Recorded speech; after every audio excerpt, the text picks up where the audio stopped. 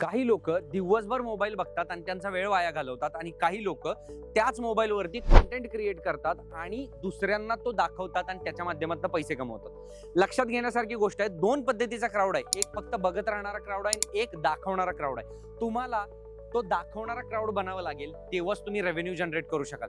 आज सौरव जोशी सारखा एक ब्लॉगर आहे, तो महिन्याला 6 ते 7 करोड रुपये कमवतो फक्त व्हिडिओज बनवून. हा, त्याची जर्नी खूप मोठी आहे, त्याने त्याच्यामध्ये वेळ भरपूर दिलेला आहे. पण तुम्ही सुद्धा जो वेळ मोबाईल बघण्यामध्ये घालवताय त्याच्याऐवजी जो कॉन्टेंट क्रिएट करण्यामध्ये जर तुम्ही घालवला तर डेफिनेटली तुम्ही सुद्धा उद्याचा सौरव जोशी बनू शकता.